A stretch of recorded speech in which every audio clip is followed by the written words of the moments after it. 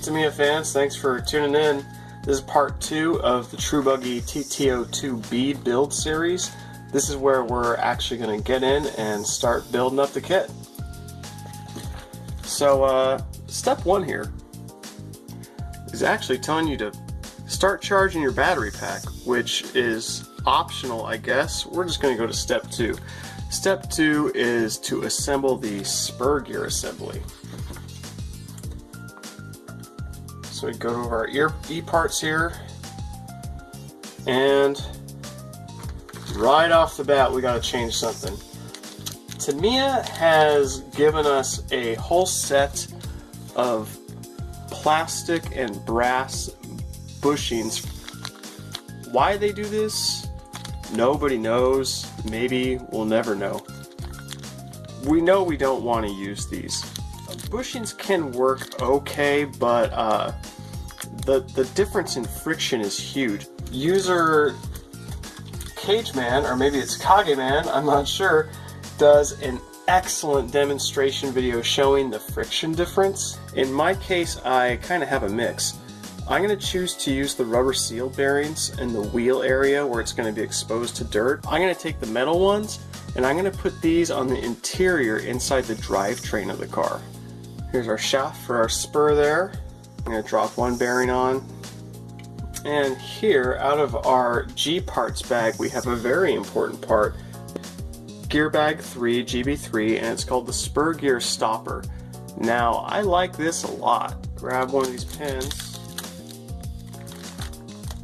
from part bag A. Drive pin goes in.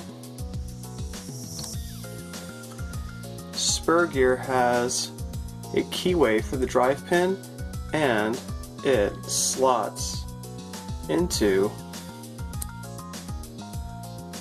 the spur gear stopper.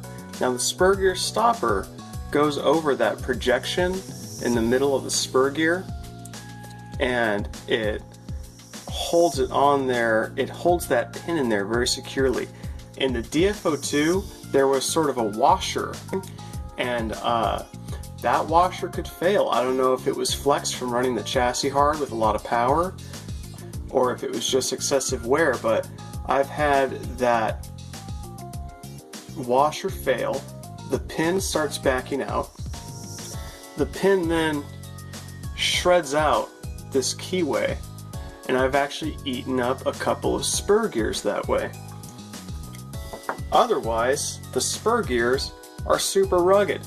The original DFO2 spur gear here, it's a 70 tooth.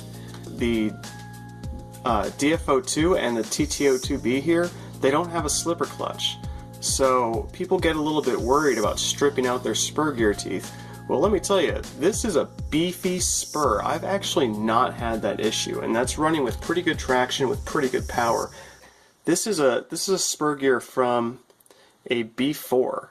What you may not be able to see is that the pitch is different.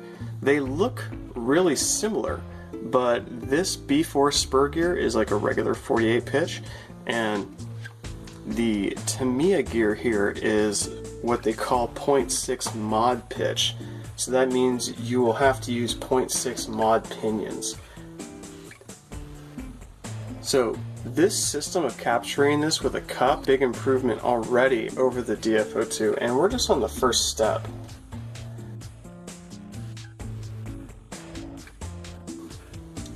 And the bevel gear from the gear bag.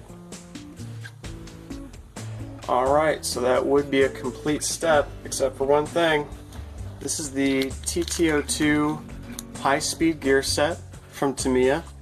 Usually one of the weaknesses of the DFO2 was that there was a very limited choice of gearing. With this kit, I can put any gearing I want. For example, I can go to 48 pitch now and have a huge selection of spurs and pinions from the hobby shop and just bolt them right to this thing with no constraint. And to do that, I will need adjustable motor mount with a sliding bolt hole like this, and that way I'll be able to set the mesh manually. Now I bought this not just for gearing, but because in the DFO2 it did have that inferior pin retention system like I told you about, and I was kind of worried about that because it would give me some headaches.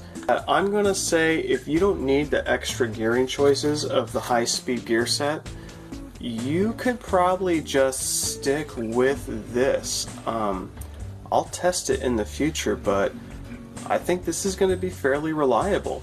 This is the spur gear that comes in the high-speed ring kit. It's 68 tooth compared to the 70 tooth that the kit comes with.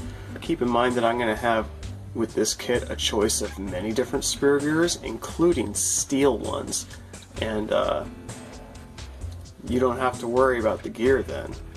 Slipper clutch, who needs it?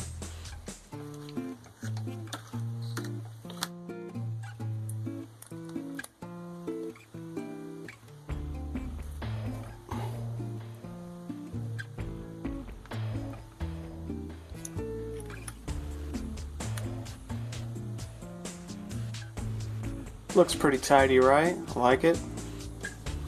We're going to drop on this spacer, the pin.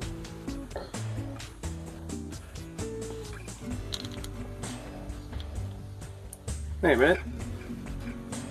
Pin doesn't fit.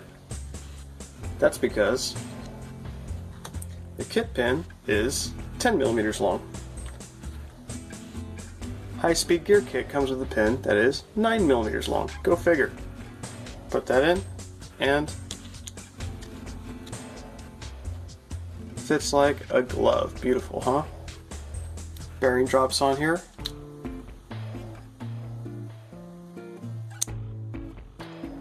Bevel gear, and there we go. That's what we're going to use. So for step 3, we're going to put together the central shaft, and a word about this.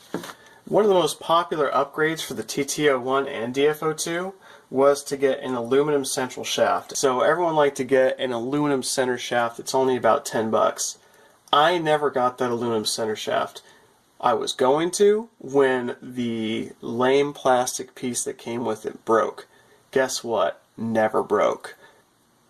This is the new drive shaft for the TT02.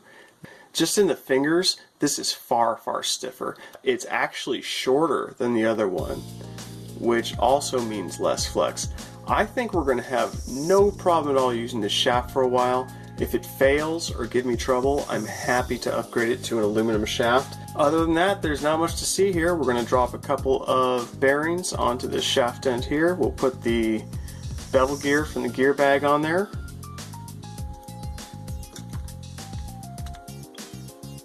Drive stick goes in one end, spur gear goes on the other end. And there we go. That is the core of our four-wheel drive system we'll be using. Alright guys, I'll see you next time, where it looks like we'll take care of... I think we're going to do step 4 next time. How about that? Because step 4 involves dropping the drive shaft into the main frame. And I want to talk a little bit about the frame itself, because it's a very important part of the car. Alright, I'll see you next time, guys.